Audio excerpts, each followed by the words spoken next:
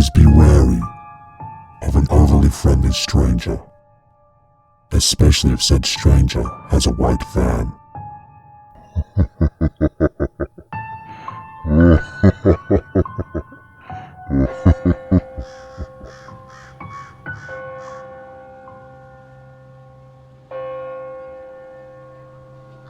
So this happened about 8 years ago when I was 17. We're from the Bronx and everyone knew who we were on my block. I was the one raising my brothers, so I would take them everywhere I went. But we would spend summer days at the zoo or different parks around New York City.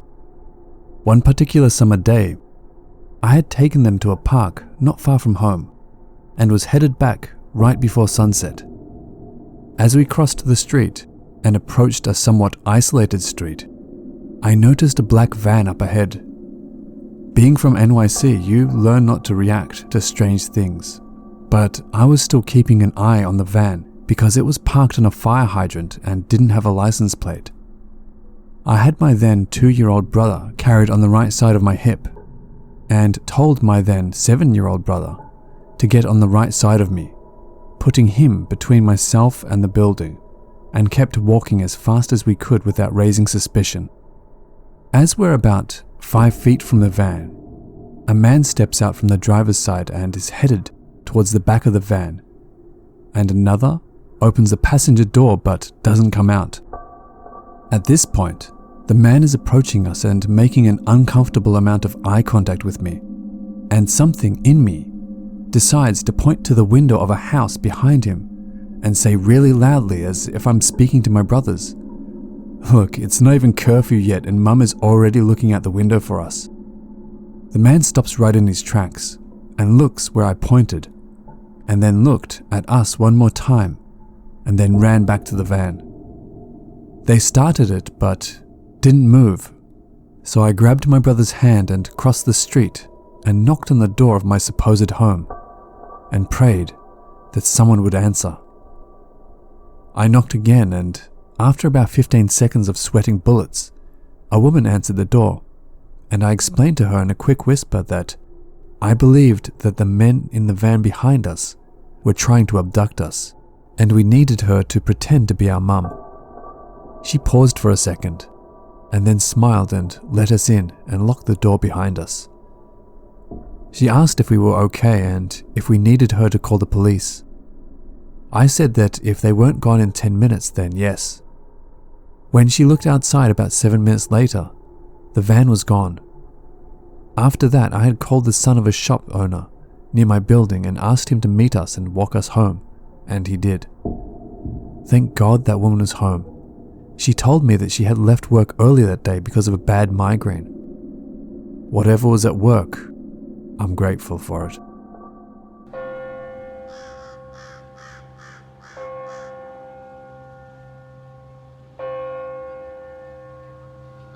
I was around 12 years old, looking about 9 years old, with my little brother being around 6 years old. We lived in a safe, small neighborhood located in Ontario. I was babysitting my little brother on a hot summer day, so we decided to leave the house and walk to get ice cream. Just as we were leaving the house, with no cars in the driveway as my parents were at work, a car pulls up right beside us. At the time, I was one of those kids who was scared of pretty much everything. I had a survival guide and read up all about what to do in case of a natural disaster, a potential kidnapping, a home invasion, etc. So right away my stomach dropped and something was telling me this wasn't right. I pulled my little brother closer to me. At this point, we were still in the front yard of my house, so I tell my brother to hide behind a bush and try to get as much information as possible about the car, the license plate, and the older man. The man in the car rolls down his window and asks me to come closer, as he needs to ask me about directions. As I said before, I knew a ton about potential kidnapping, so right away I knew this wasn't right. I quickly told him, I don't know, and ran to my garage to try and open it. Of course, the garage code wasn't working as I was shaking like a leaf. I made sure my brother was still hiding in the bush, safe. Then, the man starts aggressively telling me to come closer to him. When finally, the garage door opens. I was super scared as now he knows where I lived, but at that point in time, I had no choice but to run into my house with my brother and lock the door. I took my brother and I up to my older sister's room, as her room overlooks the front yard. The man was still there. This time, he kept getting in and out of his car. This was still a time when 12-year-olds didn't have cell phones, but landlines. The landline was right near the front door downstairs, so I didn't want to go down there until the car had left. The car finally left after 5 minutes spent at the front of our house, after us going inside. As soon as my dad got home, I told him everything. He told me it was probably my imagination and that I shouldn't worry about it. I was so frustrated. Of course they didn't believe my younger brother either, because they probably thought he was just going with what I was saying. Fast forward 2 weeks later, breaking news. An older man was caught fondling himself and exposing himself in front of the daycare 2 minutes away from our house. He was also caught for going to our local park and luring kids towards him while he played with himself. As soon as I heard this, my brother and I turned on the TV and my stomach dropped. The exact same car and the exact same man was responsible. The same man 2 weeks before who asked us for directions. The man even had thousands of pictures of little kids playing at the park. My brother and I used to go to almost every day. He was arrested but recently released and told he couldn't live anywhere near our neighborhood. To this day, the thought of the entire situation still makes me sick. To this day, my little brother still remembers the license plate of the creepy man's car. I will never forget this. Definitely one of the scariest moments I have experienced.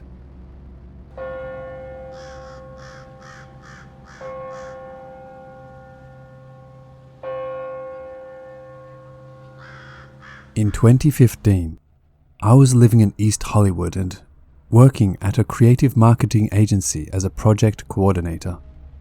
The pressure of having to provide for my 1-year-old son and his mother, combined with the grinding hours and travel of my job, had begun to consume me. It felt as though the city were eating me from the inside. One late afternoon after work, standing in our bathroom, my chest began to cave in with pain. My girlfriend called 911 and an ambulance took me to the hospital. I was in the emergency room for the rest of the evening and into the night as they administered IV Ativan and I calmed down. Around 11:30 p.m. I was discharged. I called my girlfriend from the admissions desk, who had just gotten our son to go to sleep, which at times was a monumental task as he was abnormally colic in his first year. I told her I would take an Uber, not realizing I didn't have my phone or any other personal belongings. Dazed and confused from an Ativan, I stumbled out onto Sunset Boulevard and started walking west towards my apartment, which was about 1.5 miles from the hospital. As I was walking, a small early 90s model hatchback slowed to a crawl and began driving alongside me. The driver said something, but I couldn't make out any words. The effects of the Ativan had drastically reduced my inhibitions, and I approached the car to hear what the stranger was trying to ask. He said my name. "Are you Max? You're Max." He had a thick Asian accent. "Your name is Max. Matt? I treated you in the hospital. I help you. You get in, it's okay." He leaned over the center console and opened the door. I remember thinking that I had never seen this person before, but he knew my name. He knew I had just left the hospital and he was wearing scrubs. Additionally, this man was small and frail. He didn't feel like a threat. Against what normally would have been my better judgment, I got into the passenger seat. Almost immediately, I regretted my decision to enter the vehicle. It was unkempt. Not the vehicle of a doctor, certainly. There were empty prescription bottles and takeout canisters strewn about the floor of the car. and the ashtray was so stuffed with cigarette butts that the majority of them had fallen out onto the floor and in between the cracks and crevices of the gear shifter. I noticed he was driving slower than he should have been, at least 10 miles per hour under the speed limit. Suddenly, reality hit me. I was in an old, disgusting car with a strange man I didn't know, in the middle of the night, driving down a seemingly empty Sunset Boulevard in the middle of East Hollywood. With the sudden alarm bells going off inside my mind, I asked him to stop the car. I lived right around the corner, I told him, and I would like to get some fresh air before I got home for the night. The small strange man didn't pull over. Sensing my fear, he reached over and placed his hand on the inside of my thigh, smiling. "It's okay. You are here now. No one can help you. You help yourself now. You help me." I tried to rationalize this strange statement. English clearly isn't his first language. This is Hollywood. This man sees young, desperate people every day, working the streets. Manipulative, gross and creepy, yes. Dangerous?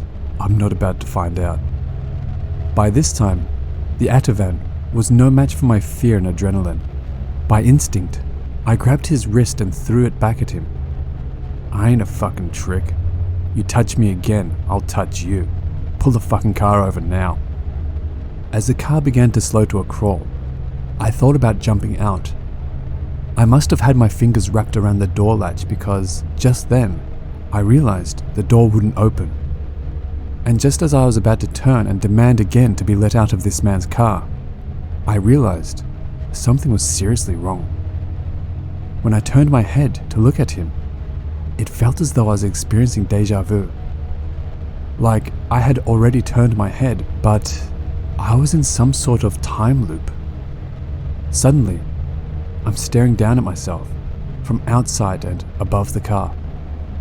I could see everything. There I was, fully reclined in the passenger's seat of this car as we fly down Sunset, eyes wide open with pupils the size of marbles. It was the scariest thing I have ever experienced in my life. I don't know if what I was seeing was fact or imagination, but my abductor had one hand on the wheel and the other seemed to be going through my left pocket as if he was frantically looking for something. I don't know how to explain the rest of this experience, but I have strong memories of coming back to reality under the fluorescent lighting of a gas station, finding myself staring at the door latch and unable to move. The next thing I know, I'm walking into a convenience store looking for a phone. I felt like a train had hit me, and remember being so confused and embarrassed that I couldn't even articulate what had just happened. I didn't know if 15 minutes had passed since I got into this man's car, or 6 hours. I didn't even know if anything happened at all. Maybe I was in the middle of a psychotic break. As the sun came up, I realized I was on the Sunset Strip. I remember looking down at my hospital bed, and I remembered about the panic attack, the emergency room. I remember the emergency doctor who treated me so kindly, and I remembered the woman who helped me call my girlfriend before I left. And I remember that small, frail Asian man who wore scrubs and called me by my name, who so selflessly offered me a ride home.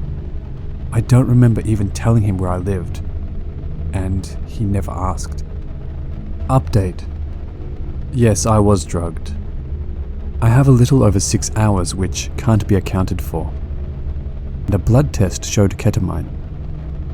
A couple of days later, when more in-depth results came back, I also had a rare benzodiazepine in my system called flubromozolam. I don't know how I was dosed, but it's almost impossible that it wasn't by injection. My left arm was sore, but I have no memory of anyone outside the hospital sticking me with anything. I have other memories from that night, which I've always chalked up to me simply being in a disassociated hallucinatory state. But of the dreamlike memories, I know certain instances probably happened. I have a memory of being in a dark living room with a blaring TV among others. One of the clearest memories I have of that night was a dream or hallucination. I was standing in a never-ending swamp that went forever in all directions with no trees or anything, just the biggest and brightest sky you could imagine. The water was crystal clear, with these rainbow-colored eel things swimming everywhere.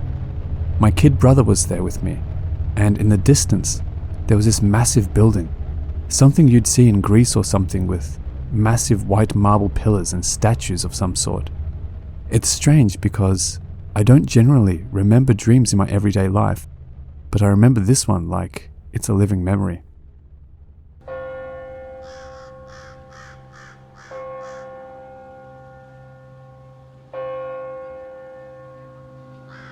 This happened in 2012, and there are not many people I've told this story to. For my birthday in 2012, me and my ex-husband visited Krakow for a short break.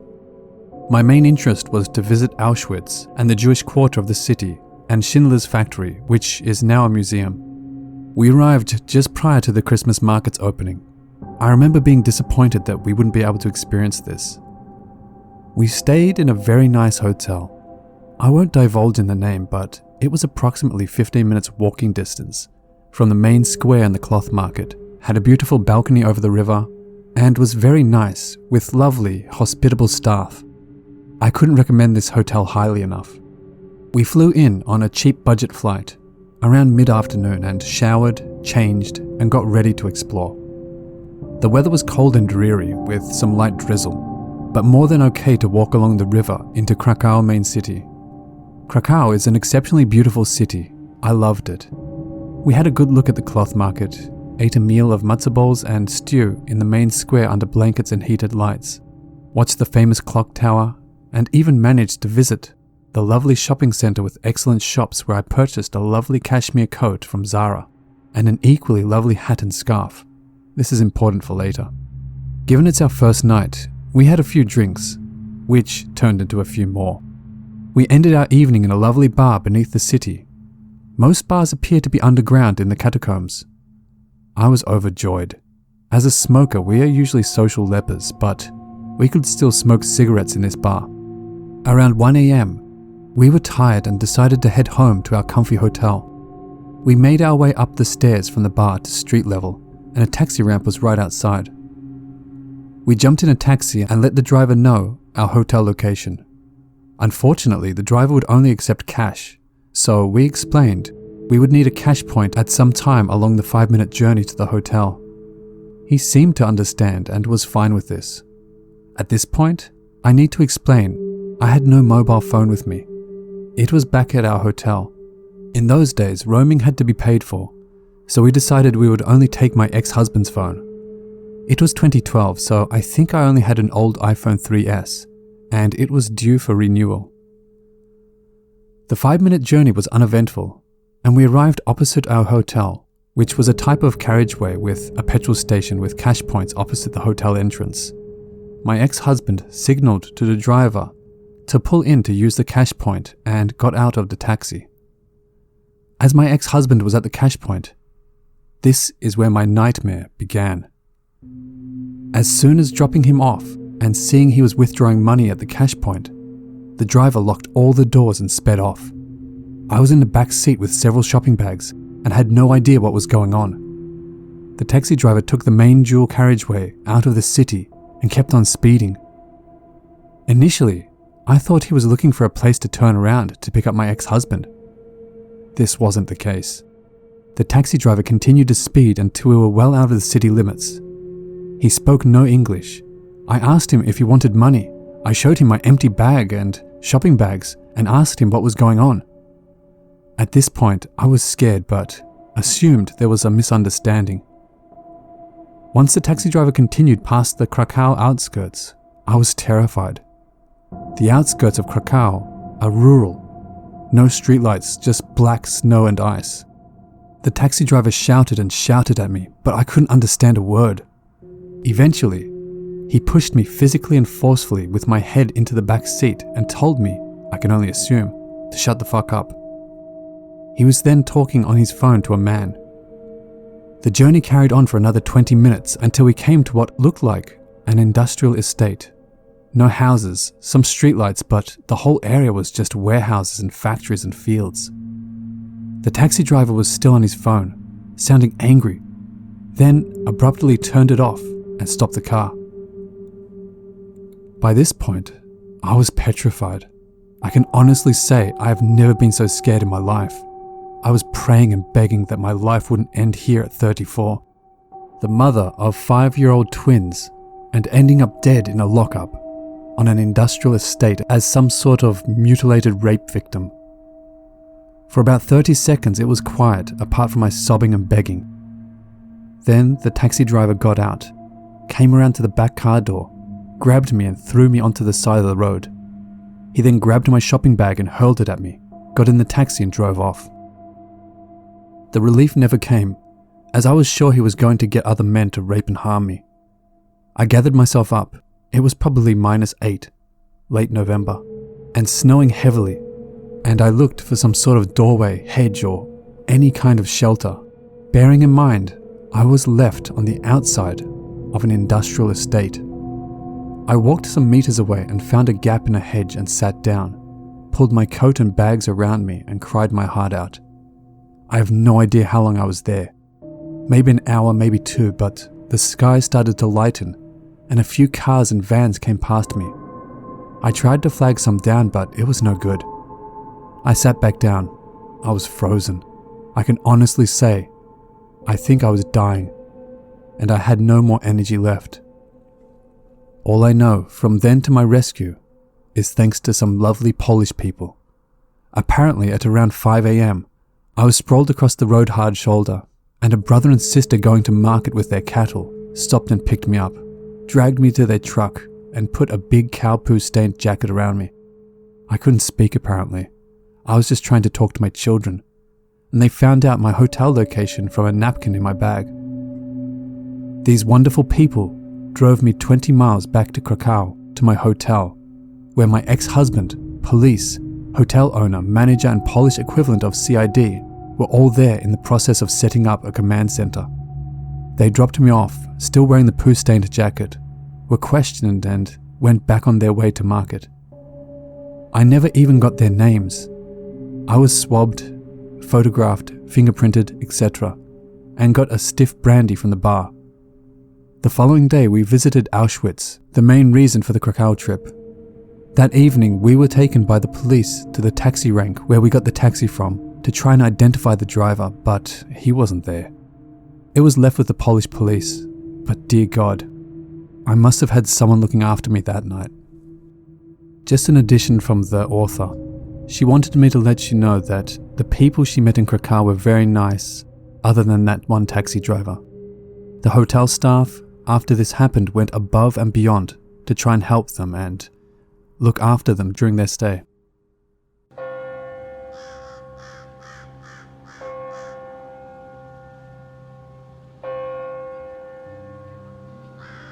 Hello watchers and listeners, thank you so much for watching.